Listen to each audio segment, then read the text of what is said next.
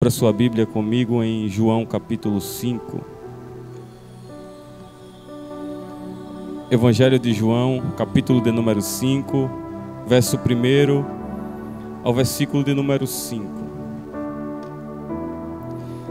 Depois disso, havia uma festa entre os judeus e Jesus subiu a Jerusalém. Ora, em Jerusalém, próximo à porta das ovelhas, um tanque chamado em hebreu Betesda, o qual tem 5 alpendres. Neste jazia grande multidão de enfermos, cegos, mancos, ressecados, esperando o movimento da água, porque um anjo descia em um certo tempo ao tanque e agitava a água.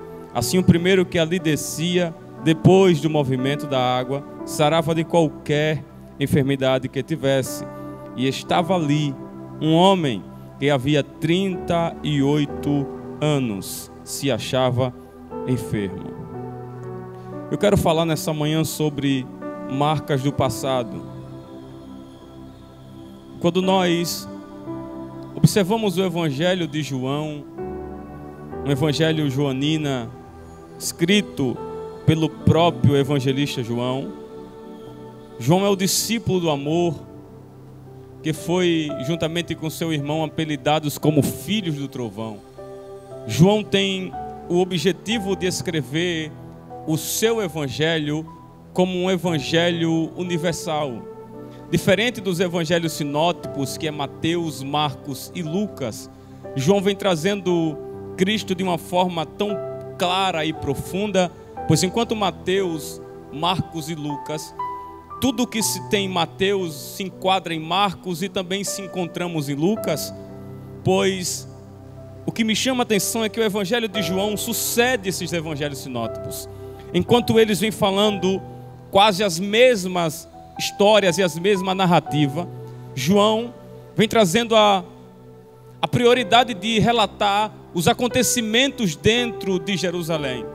Por mais que João teve a prioridade de reclinar a sua cabeça sobre o peito de Jesus, está em um momento crucial da vida de Cristo, ainda Jesus pendurado no meio de 2 ladrões, ainda que João teve a mesma experiência que Pedro e Tiago no Getsemane, que ainda que mesmo dormindo, mas teve a prioridade e a particularidade de ter intimidades e momentos drásticos e desafiador que Jesus esteve aqui. João é o único que vai narrar toda a trajetória, tudo aquilo que Jesus efetuou dentro de Jerusalém. E o que me chama a atenção é que o capítulo de número 5 que João começa trazendo a revelação para nós aqui, é que João já começa revelando no versículo 1, depois disso, havia uma festa entre os judeus e Jesus subiu para Jerusalém. Se tem uma pessoa que amava festa, essa pessoa é Jesus, pois o início do seu ministério foi justamente no João capítulo de número 2, na festa, numa festa de casamento, na festa em Caná da Galileia. Ali foi o prenúncio do ministério de Jesus dando início. Quando Maria vai olhar para Jesus e vai dizer: o vinho acaba, Jesus libera uma palavra para ela dizendo: mulher, o que tenho eu contigo?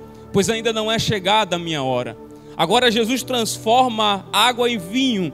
E desde o capítulo 2 ao capítulo de número 5 em diante, Jesus vem fazendo coisas poderosas no meio do povo. Mas no capítulo de número 2 do Evangelho de João, Jesus vem revelando o início do seu ministério. Eu lembro quando Jesus entrou justamente triunfante, montado em um jumento, enquanto a multidão gritava, clamava, abria sua boca e dizia: Hosana, Hosana nas alturas. Qual o propósito de Jesus em entrar daquela forma? Não tinha outra coisa a não ser revelar a sua humildade. O propósito de Jesus em João capítulo de número 2, quando ele está na festa em Caná da Galileia e transforma água em vinho, não foi outro propósito a não ser dar início ao seu ministério aqui na terra.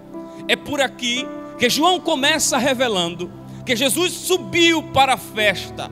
Mas o que me chama a atenção é que João também vai ser claro, direto em dizer que existia um ambiente, uma festa cultural da época, e esta festa era tão tradicional que tantos homens, pessoas de quase toda parte dos ambientes vinham para Jerusalém para festejar.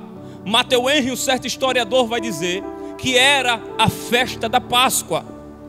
E esta festa celebrada pelos judeus era dominada por cada ambiente daquele lugar.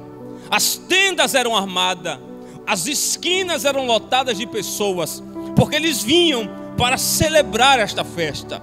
Então perceba que João já começa revelando um cenário de alegria, um cenário onde há um ajuntamento de pessoas. E João mesmo começa dizendo que havia uma multidão que estava montada dentro deste ambiente onde a festa acontecia. Mas João também vai ser tão claro, direto em dizer que existia um segundo ambiente. Perceba que quando João começa a falar, João começa dizendo depois disso. Ou seja, a Bíblia BKJ Roma de Estudo vai nos ensinar que quando esta palavra depois disso é o ínterim de tempo, ou seja, entre um período de tempo e o outro, existia um ambiente que a festa estava sendo realizada, o banquete estava sendo preparado, as pessoas se alegravam. Mas João também vai dizer que nesse ínterim de tempo havia em Jerusalém, próximo à porta das ovelhas, um ambiente que no hebraico ou no hebreu se chama Betesda, o que justamente tem 5 alpendres. E neste ambiente, este ambiente não tem alegria. Este ambiente, diferente do segundo caminho, do segundo local, não tem o banquete para eles banquetear. O segundo ambiente não tem o mesmo domínio de alegria, não tem júbilo de alegria. Ou seja, é um ambiente que não tem perspectiva de felicidade, de ânimo. Por quê? Porque o próprio João vai dizer que o primeiro ambiente é um ambiente de festa, e festa não se tem tristeza em festa. Festa se é dominado pela alegria daquele momento. Mas João também vai ser tão direto e tão profundo em dizer que existe o segundo ambiente. E este segundo ambiente não tinha alegria reinando nele. O que imperava ali era homens, pessoas que estavam debilitadas, sofrendo de doenças profundas, tanto no exterior, tanto interiormente. Ou seja, João vai revelar 3 grupos dentro desse segundo ambiente. Primeiro grupo, os cegos. Segundo grupo, os coxos. Terceiro grupo, os ressecados, que é justamente aqueles que são flagelados por problema que ele se encontrava naquele momento. Ou seja, pessoas acamadas, pessoas doentes. Então dá para nos entender que existem 2 ambientes, 2 caminhos aqui, que Jesus pode entrar a hora que ele realmente quiser. Mas o foco de João no versículo 1 é revelar que Jesus subiu para Jerusalém e ele foi para a festa onde estava sendo realizado. O que me chama a atenção é que Jesus não vai justamente permanecer dentro da festa. Jesus tinha tudo para ficar ali. O banquete estava preparado, a mesa estava preparada, a alegria dominava o ambiente. Mas Jesus, ele ama tomar caminhos que na mentalidade lógica, simples e limitada, humana, é improvável de Jesus tomar. É por isso que Jesus não é levado pela multidão, porque quem sabe Jesus poderia olhar para aquele ambiente improvável, vendo pessoas improváveis, observando pessoas naquele local improvável, e quem sabe na minha conjectura alguém poderia abrir a boca e dizer: não olha para esse lugar. Mas existem 2 caminhos aqui. Primeiro, da festa. Segundo, o caminho do tanque, aonde ficavam as pessoas sequeladas por doenças, enfermas e decorrente ao sofrimento da vida. E Jesus, ele ama tomar rotas contrárias da mentalidade humana. Enquanto a festa estava preparada, Jesus toma uma rota contrária.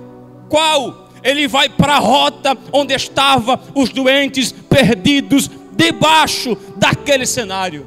Sabe o que me chama a atenção? É que Jesus ama tomar caminhos contrários. Porque por mais que alguém poderia dizer, não entra aí, aí não tem festa, aí não tem alegria, aí não tem banquete, mas ele mesmo disse, eu não vim senão aos perdidos e doentes da casa de Israel. É por isso que Jesus, ensinando uma certa parábola, ele disse, ainda que um pastor tenha 100 ovelhas, e perdendo uma delas, aguardando as 99, ele vai atrás da ovelha perdida. Porque se os homens não foram atrás daqueles que estavam no segundo local, sofrendo, debilitados, Jesus é especialista em entrar em caminhos que para o homem parece improvável. Me deixe eu abrir um parênteses nessa rápida mensagem. Tem caminhos que na lógica humana é dificultoso de Jesus entrar, mas ele entra onde o homem não entra, ele abre onde o homem não abre. A prova mais cabal e mais real que Jesus vai no contrário da lógica do caminho do homem é em Lucas 7. Havia um cortejo no versículo 13. O filho da viúva de Naim, uma mulher que perdeu o esposo e se tornou viúva e estava vivendo como uma qualquer, agora perde o bem mais precioso da sua vida, que era o filho. Ela vai cheia de dor, cheia de trauma, perdendo sua única herança, que era o seu filho, que ela mesma gerou. Mas só que enquanto daqui para lá vai a morte imperando, vai o sofrimento reinando, de lá para cá vem Jesus trazendo vida.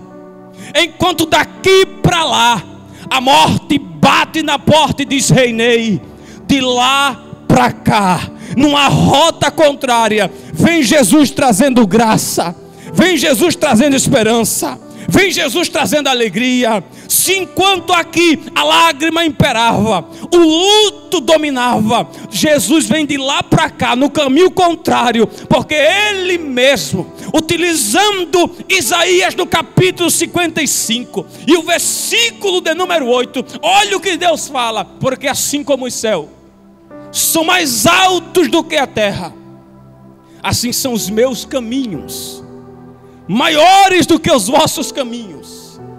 Enquanto em Marcos 10 havia um homem mendigando na beira do caminho em Jericó, Marcos vai revelar no capítulo 10 que é a última vez que Jesus entra em Jericó, e ele entra pelo propósito do Calvário depois dali. Mas havia um homem ali que era levado, e todos os dias ficava no mesmo lugar, mas alguém está passando pelo caminho. Porque eu disse que Jesus entra em caminhos que para a mentalidade humana é impossível. Mas eu lembro de Lucas no capítulo 1, versículo 37, o próprio Gabriel abriu a boca e disse, porque para Deus nada é impossível. Deixa eu abrir um parêntese para você que está me assistindo. Se ninguém foi pelo caminho da sua dor e da sua crise, Jesus está chegando nele hoje. Porque Elias, porque se tem alguém que é especialista em entrar em caminhos que na mentalidade humana é impossível, Jesus acaba de pisar os pés pelo caminho contrário que a multidão dizia que não valia. Porque em Naum capítulo 1, o próprio Deus abre a boca e diz, Ele tem um caminho no meio da tormenta. Eu vou liberar essa palavra para quem está me assistindo. Se os homens não foram ao teu encontro diante do teu sofrimento, Jesus está entrando no caminho de dor só por causa de você. O caminho é de dor, o caminho é de crise, mas Ele é especialista em tomar rotas contrárias, diferente da mentalidade humana. Ele está passando ali, Ele escolhe entrar em um cenário de dor, de choro, de lágrima, de crise, de desespero, para provar que para Ele não importa se o cenário é de festa, para Ele não importa se o cenário é de alegria. O que importa é que Ele tem propósitos para realizar. Jesus está justamente agora entrando em um cenário um cenário de dor. E perceba que João é claro em dizer que havia uma multidão na festa. E João diz: naquele lugar, em Betesda, que é chamada justamente Casa de Misericórdia, porque Mateus Henry, o certo historiador, vai dizer que ali estavam homens, pessoas que para a sociedade era incapaz, não tinha condição nenhuma, homens que carregavam sobre ele marcas, feridas, dores, e havia também uma multidão de enfermos. Mas João vai revelar 3 grupos. Primeiro, os cegos. Segundo, os coxos. Terceiro, os ressecados. Ou seja, aqueles que não tinham probabilidade de vida e de esperança. E João traz à cena aquilo que estava sendo vivenciado dentro daquele ambiente. Um ambiente que ninguém valorizava. Um ambiente que ninguém dava valor.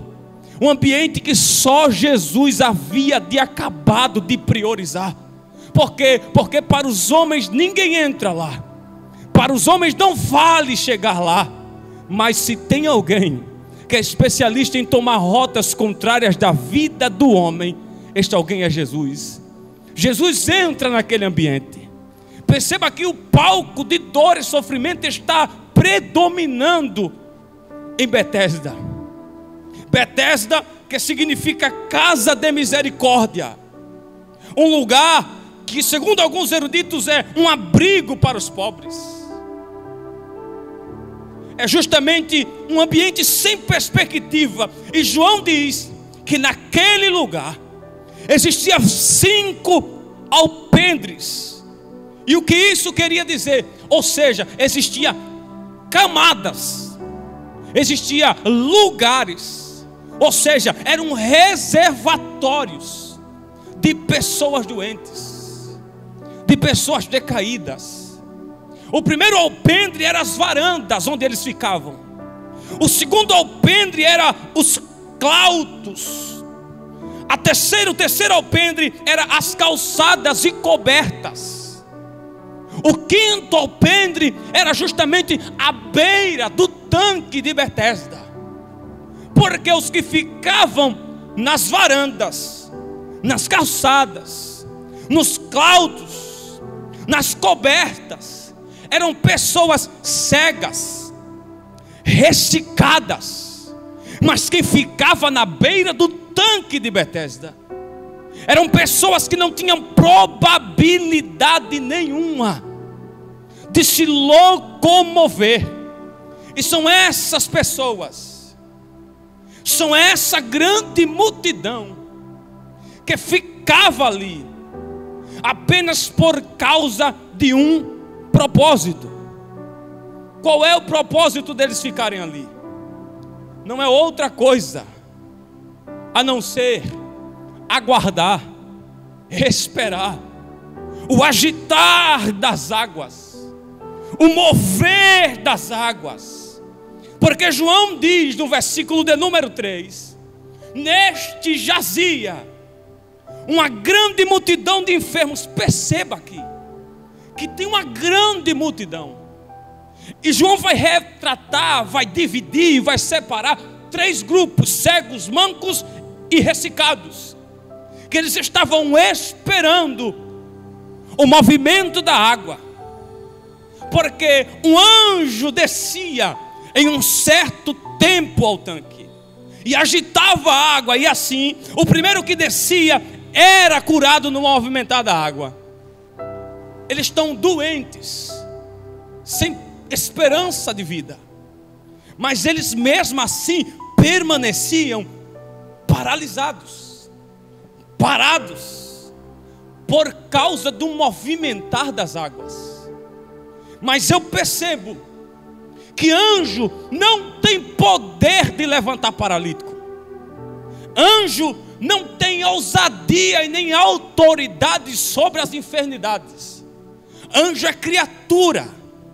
O Criador é quem dá ordem para ele descer, falar.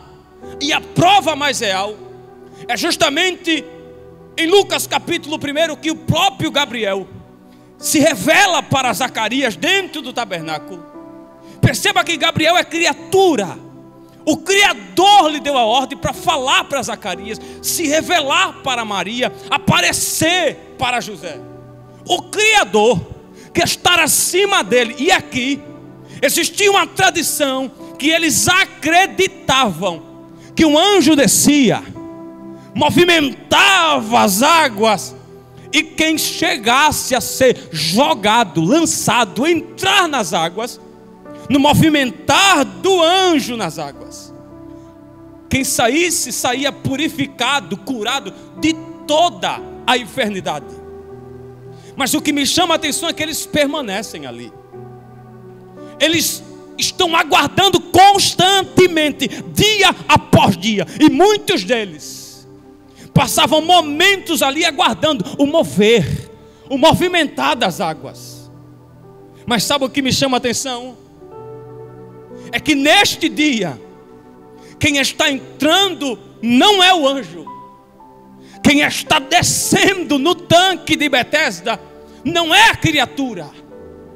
Quem está descendo no tanque de Betesda é aquele que, quando os homens olhavam para ele, se perguntava: quem tu és? Ele dizia: eu e o Pai somos um. Ou seja, eu e o Criador, aquele que deu ordem para o vento, para as águas, para a terra seca, eu e ele somos um só. Quem está descendo no tanque tem poder de mudar a história. Quem está descendo no tanque tem poder de mudar a página da vida. Quem está descendo no tanque tem autoridade sobre os enfermos.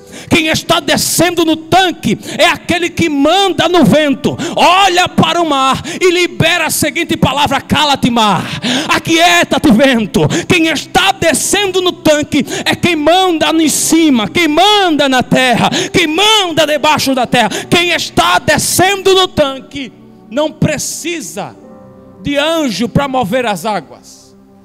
O problema é que a gente fica paralisado na beira do tanque de Betesda na nossa vida, só esperando o anjo. Movimenta que eu choro, movimenta que eu me arrepio, movimenta que eu pulo. Só que o mover dentro de Betesda não acontece por causa do anjo. O movimento do tanque de Betesda só acontece por causa do Criador que manda no anjo. E ainda que isso seja só uma crença deles, eu acredito que, ainda que fosse verdade ou realidade, o anjo só descia porque o Criador dava ordem para ele: desça. É por isso que João continua dizendo que eles estão constantemente, deixa eu abrir um parênteses aqui, o problema da nossa geração é ficar aguardando pelo movimento do anjo da água, pelo mover do anjo dentro do tanque. E o ano passa, o tempo passa, as horas passam, e a gente fica estagnado na beira do tanque. Mas eu tenho uma boa mensagem para o seu coração: fique tranquila, fique tranquilo, porque o Deus de Eclesiastes 3, Ele acaba de pisar os pés no tanque de Betesda. Elias, mas eu não vi o mover. Calma, ele está chegando no tanque de Betesda. Elias, mas o anjo não desceu. Fique tranquilo, se o anjo não descer, Jesus desce no tanque da tua Betesda. Se ninguém te valorizou no tanque, passou direto, Jesus entra no ambiente da sua vida em Betesda. Se você pode, digite aí: ele vai passar em Betesda. Betesda pode ter luto, Betesda pode ter escassez de dor, Betesda pode ter problema, mas eu tenho uma boa palavra: Betesda não é maior do que o dono da vida que acaba de pisar os pés em Betesda. Quem sabe você está vivendo uma vida destruída em Betesda, passa ano, passa tempo, passa dia, passa mês e nada muda, mas hoje o dono da vida acaba de chegar no tanque da tua Betesda. Ele está entrando em Betesda. E não tem lugar que Jesus não passou e ele não tenha feito alguma coisa. passou onde estava a mulher do fluxo de sangue, nem precisou ele fazer alguma coisa, ela toca, e ele disse: de mim saiu virtude. E na mesma hora, o estancamento de sangue foi tampado, foi cerrado. Jesus entrou na casa de Jairo, e na mesma hora, ele olhou para a menina e disse: Talita cumi, levanta. Aonde Jesus passa, alguma coisa acontece, ou tem que acontecer. Lembra de João 11? Lá vem Marta: Senhor, se tu estivesse aqui. E Jesus na frente dela: o meu irmão não teria morrido. Ah, é? Eu já te falei, mas vou te explicar de novo. Eu sou a ressurreição e também eu sou a vida. Lázaro, vem para fora. Onde Jesus passa, eu estou sentindo ele aqui. Alguma coisa tem que acontecer. Jesus está entrando em Betesda. Jesus pisa os pés em Betesda. E naquele cenário de dor, de crise, o grupo de coxos, cegos, ressecados, doentes, que estavam com problemas exteriormente e interiormente, aguardando o movimento das águas. Agora João vai centralizar em alguém. Perceba que João primeiro começa apresentando duas festas.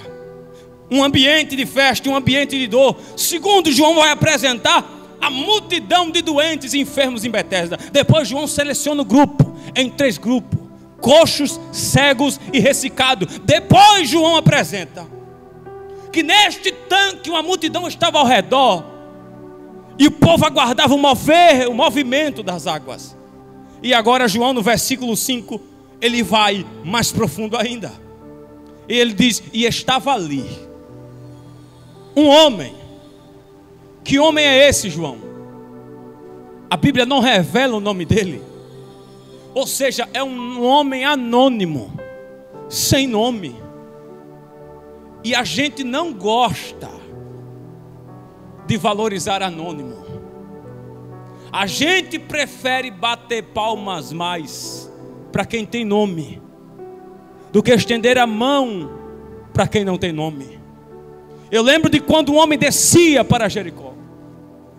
Passou o sacerdote, passou o levita, observou, mas não estendeu a mão.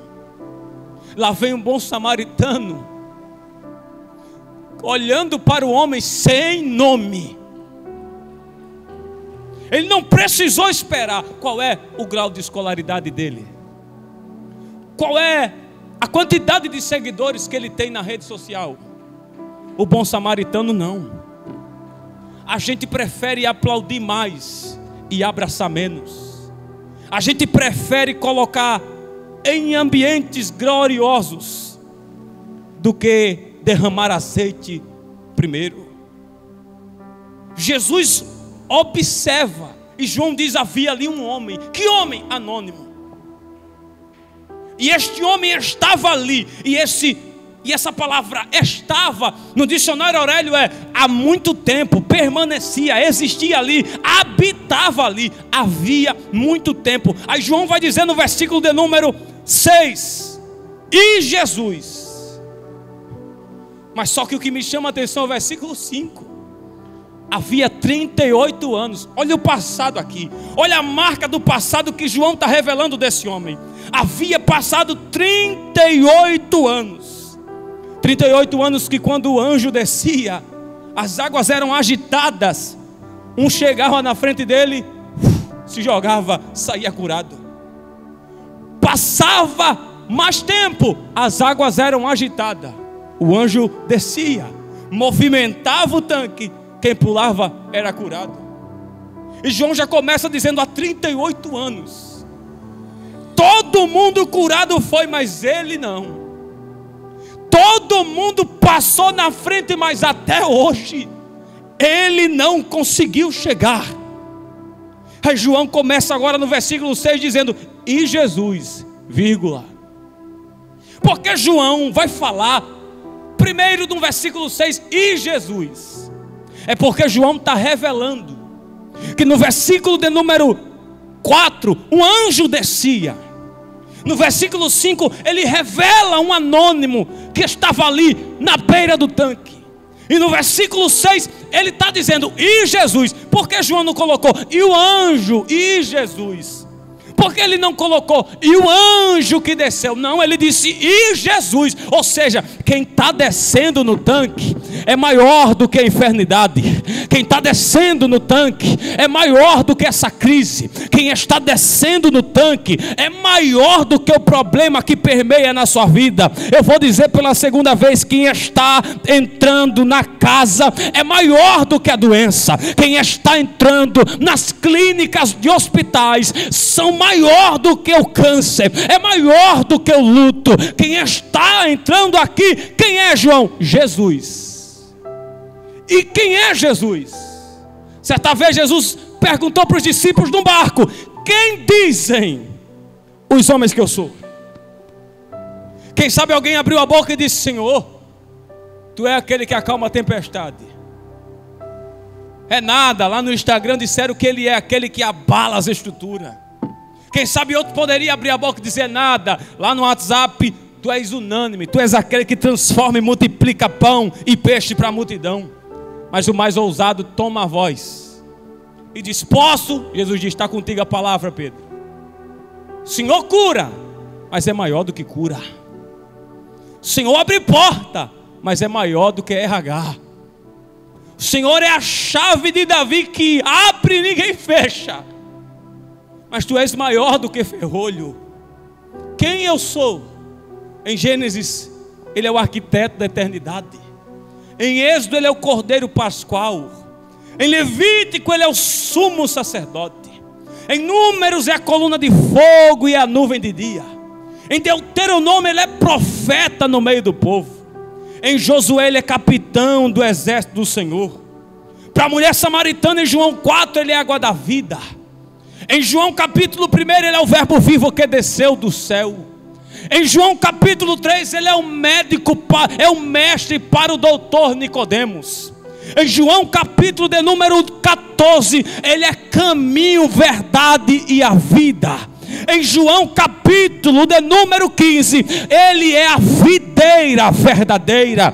Para Bartimeu, ele é o melhor oftalmologista que traz vista para o cego. Para Davi no Salmo 51, ele é a verdadeira presença constante na vida do homem. Para Moisés, ele é aquele que consegue guiar o povo no meio do sofrimento e da dor. Para justamente Josué, ele é aquele que levanta quem ninguém quer levantar. É aquele que no capítulo 1, versículo 9, ele dá ordem: não te mandei eu, esforça-te, tem de bom ânimo. Quem é Jesus? Para João no Apocalipse, ele é justamente aquele que passeia no meio dos 7 candelabros de ouro. Quem é Jesus? Jesus é justamente aquele que para Moisés diante de Faraó, ele é o sopro que sopra de uma banda para outra e faz o povo passar a pé enxuto. Quem é Jesus? Jesus não só é aquele que multiplica pão para matar a multidão, para matar a fome da multidão. Jesus é muito maior, porque ele mesmo disse: eu tenho todo o poder. Ele não disse que tinha só o poder, ele disse: eu tenho todo o poder no céu, na terra, debaixo da terra.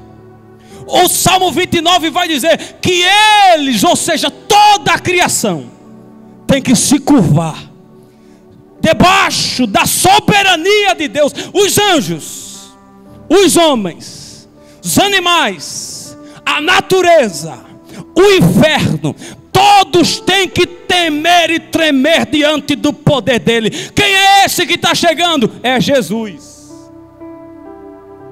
Versículo 6: vendo este deitado, quem viu primeiro? O homem ou Jesus? Jesus. É Jesus quem está vendo o homem, porque o homem não pode tirar o foco do tanque, ele não pode tirar os olhos do tanque, porque se ele desfocar os olhos do tanque, ele perde movimento. Mas ele não percebeu que naquele dia o céu fechou. Naquele dia não iria descer anjo. naquele dia não ia ter movimento da água. Por quê? Porque quem está chegando aí é maior do que o movimento da água. Quem está sanando a tua crise na tua casa, na tua família hoje é maior do que a crise. Quem está chegando aí e quem está vendo é Jesus. Não é o homem que vê Jesus, é Jesus que vê o homem. Porque melhor é ser conhecido por Deus do que ser muito conhecido diante dos homens. Vou provar na Bíblia. Satanás chegou diante dos filhos de Deus, que é uma alusão aos anjos em Jó capítulo 1. E enquanto os anjos se apresentavam para adorar, Deus pergunta para Satanás: viste tu meu servo Jó, homem temente e reto que se desvia do mal? Vi.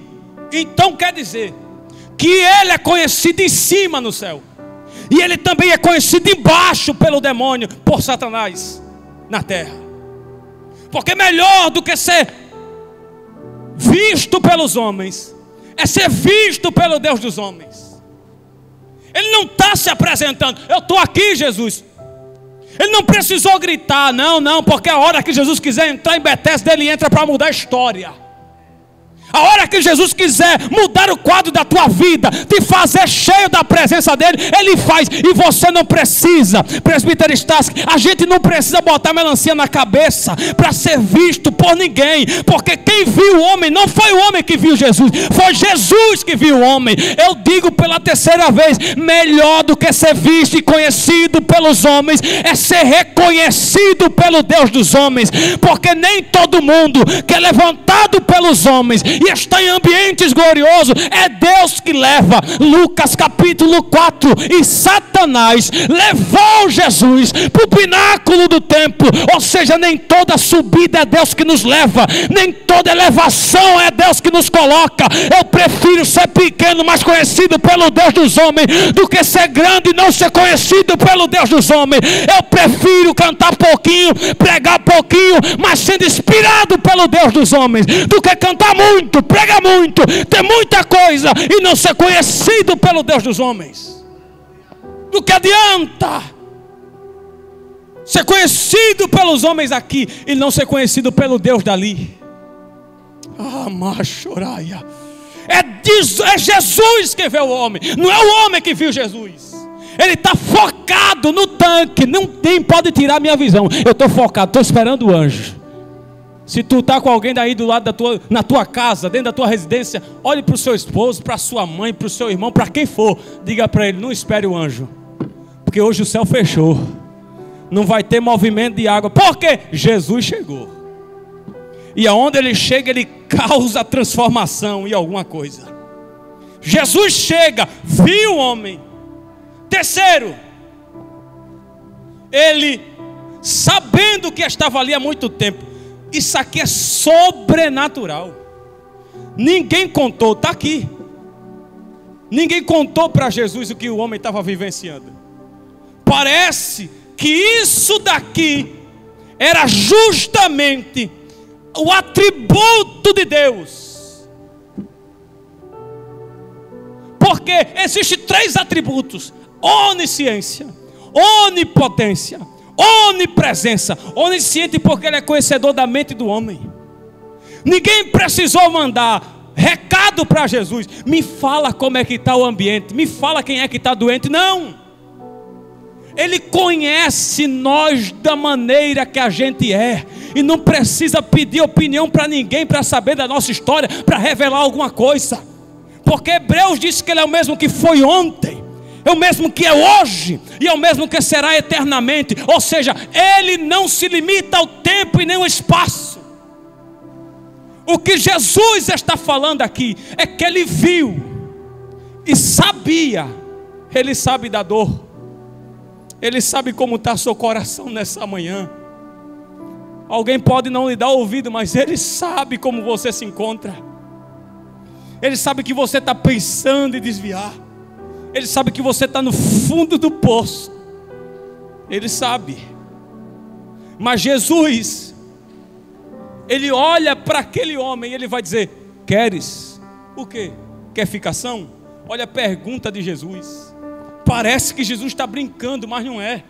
É a mesma pergunta que ele faz para Marcos capítulo 10, para Bartimeu: o que tu queres? O que tu precisa? Parece que ele está brincando, mas não é. É Jesus dizendo: quem te esqueceu vai ter que dar ouvido para você agora. O que tu quer que eu faça? O que tu queres? Queres ficação? E o homem, o enfermo, sem nome, anônimo, olha para Jesus e vai dizer: não tenho homem algum. Que é isso que o homem está falando? Ele está revelando o seu passado. João começa no versículo 5 dizendo: havia um homem há 38 anos, ou seja, não tem um homem, Senhor. Meus amigos me abandonaram, ninguém me valoriza. Quem me trazia para o tanque não me traz mais. Quem me ajudava para ficar de pé, para chegar até aqui, não me traz mais. Não tem ninguém que consiga me colocar aqui. Não tem ninguém que me ajude a se arrastar até o tanque. Não tem ninguém que me coloque nos braços. Não tem um homem, Senhor. Porque é necessário pessoas nos dar as costas pelo caminho. É necessário alguém virar as costas e ir embora, igual Orfa dá para Noemi. Beija, abraça e vai embora. Para você entender que o que Jesus tem para tratar é só com você e com mais ninguém. Independente que você perca amigo, perca amiga, perca marido, perca esposa, perca quem for, a única pessoa que a gente não pode perder é aquele que Davi disse no Salmo 51, versículo 10 e 11: retire trono de mim, coroa, mas não retire uma coisa, a tua presença. É aquela pessoa que Moisés abriu a boca no capítulo 33 e o 32, ele disse: Senhor, não manda anjo nem nuvem não. O que tu quer, Moisés? Eu quero a tua presença. E se a tua presença não for conosco, nós não sairemos daqui. Pode faltar amigo, pode faltar amiga, o único que não pode faltar é a presença preciosa de Jesus. Ele disse: não tem ninguém. Há 38 anos eu fico aqui, permaneço aqui. Olha o homem relatando as marcas do seu passado. Olha ele revelando: não tem ninguém mais. Não há um homem, Jesus. Mas o que me chama a atenção é que ele reconhece. E ele diz: Senhor, não tem ninguém. Que no mover das águas, no agitar das águas, quando o anjo desce, me lance dentro do tanque, eu saio curado. Não tem ninguém. Olha o homem revelando há 38 anos lá atrás: ninguém me coloca mais aqui. Família me abandonou, amigo me abandonou. E o problema agora está tão tamanho dentro da minha alma, porque existem feridas que nem o tempo consegue apagar. Existem marcas do passado que nem o tempo consegue apagar. Mas eu lembro de quando Paulo escrevendo aos Filipenses, aí Paulo vai dizer: meus irmãos, deixando as coisas que para trás ficam, seguindo em diante, olhando para o autor e consumador da vossa fé. O que é isso que Paulo está dizendo? Ele está dizendo que passou, passou. Quem não lhe deu valor não vai dar, e deixa para lá. O que é que esse homem está relatando? O seu passado. Ele está revelando: ninguém me abraça mais, ninguém me ajuda mais. Não chega uma mensagem para mim, não chega nenhum ânimo, uma palavra de ânimo para mim se estruturar e acreditar que a qualquer momento eu vou sair dessa situação. Se os homens não chegam, Jesus chega. Porque há 38 anos ele está perecendo, sofrendo. E Jesus agora vai dar a seguinte palavra para ele: levanta-te. Como que é? Levanta. Mas eu estou esperando o anjo. Precisa de anjo não, levanta. Não, mas a água nem se agitou. Precisa não, minha filha, eu estou aqui, levante. Não precisa de ninguém. Precisa não, precisa de pregador nenhum, precisa de cantor nenhum, porque eu sou maior do que eles. Levanta. Não precisa mover, não precisa batucada, não precisa de nada disso, porque Jesus é suficiente, eu sou maior. Levanta. Quando ele levanta-se, ele toma o leito e ele anda. Sabe o que eu prefiro? Eu prefiro viver as marcas do sofrimento do tanque de Betesda, do que estar dentro da festa e não ter uma presença preciosa que é a presença de Jesus. Porque o tanque trouxe marcas que o tempo não pôde apagar. Mas carregar a cama naquele dia significa que aquilo que Jesus fez é maior que ele pôde realizar. Carregar a cama não é apenas um objeto, é Jesus dizendo: não largue aquilo que vai lhe mostrar e revelar para todos como foi o seu passado lá atrás. Ou seja, o tanque trouxe marcas que o tempo não pode apagar, mas carregar a cama revela que Jesus acabou de transformar, acabou de realizar, acabou de mudar. História de derrotado para restaurado, acabou de renovar vidas, acabou de sanar enfermidades. O tanque marca, o tanque traz ferida, o tanque traz sofrimento, mas carregar a cama só faz a gente se lembrar da onde ele nos tirou, da onde ele nos arrancou, da onde ele nos removeu. E se não fosse a cama, a cicatriz da nossa vida para nos fazer lembrar, a gente já tinha ido para qualquer outro lugar.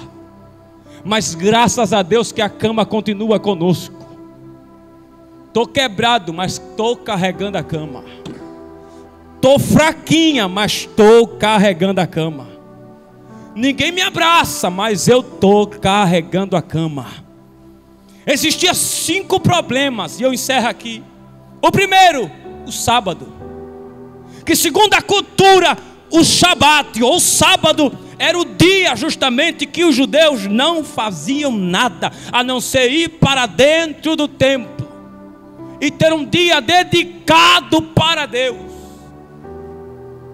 O sábado era a lei, e quem fizesse alguma coisa no sábado estava quebrando a lei.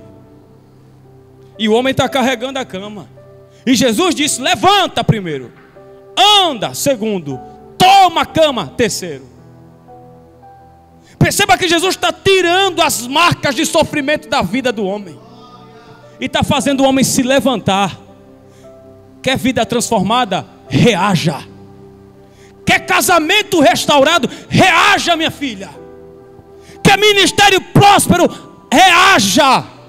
Quer chegar em grandes patamares? Reaja, faça alguma coisa.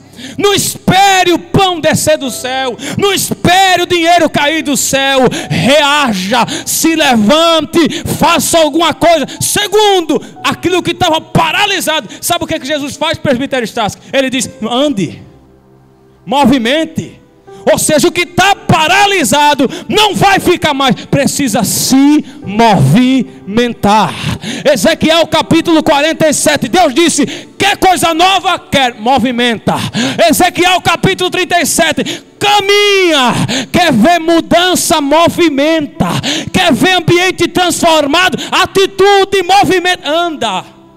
Terceiro, carrega. O que? Aquilo que traz a lembrança do passado, a marca, a cama.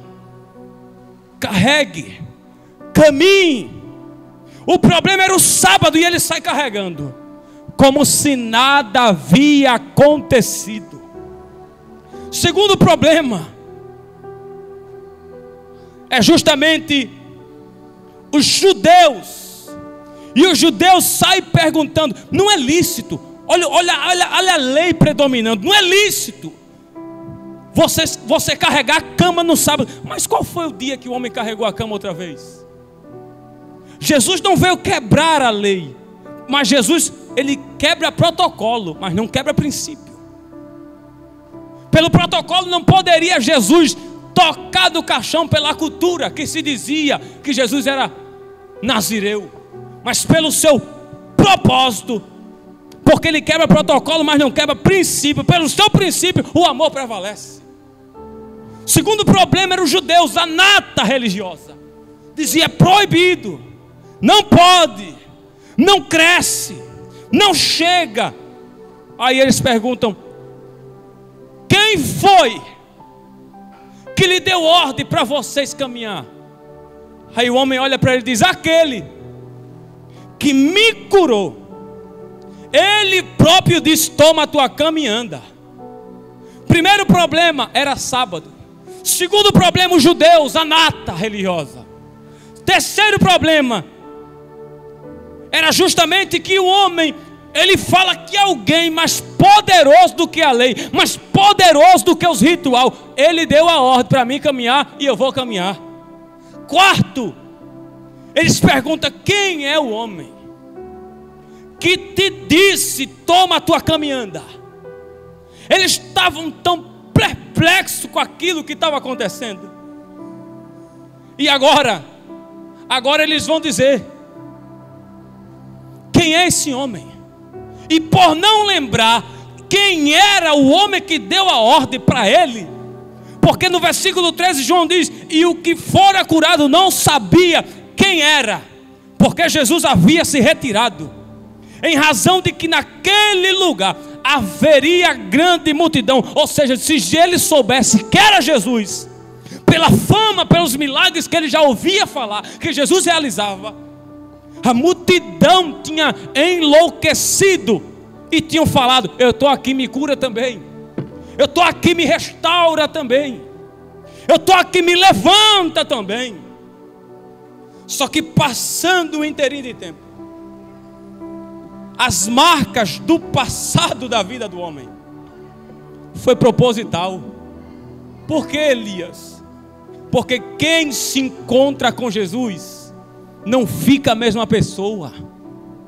É por isso que o próprio Cristo disse: a árvore é conhecida pelo fruto. Quem se encontra com Jesus muda. Quem se encontra com Jesus tem a vida transformada. Sabe para onde o homem foi? O homem não foi gritar para todo mundo: estou curado, hein? O homem não foi fazer banquete para todo mundo. Jesus encontrou o homem no templo. Porque quem se encontra com Jesus agora tem um endereço certo: a igreja. Atos capítulo 3, quando Pedro e João, depois do Pentecoste, vai para a oração, ele vê na porta formosa um paralítico pedindo esmola, mendigando. Pedro olha para ele e diz: eu não tenho ouro nem prata, mas o que eu tenho eu libero para você. Levante, ande. Na mesma hora, ele não foi para casa dizer: estou andando. Ele entrou dentro do templo, pulando e adorando, pulando e adorando. Deixa eu abrir um parênteses, eu encerro aqui. Se não conhecem o seu passado, ninguém tem direito de julgar a sua reação dentro do santuário. Mas por que ela dá glória tão alto? É porque ela sabe, a marca do passado foi proposital para Jesus chegar e transformar. Mas por que dá glória alto?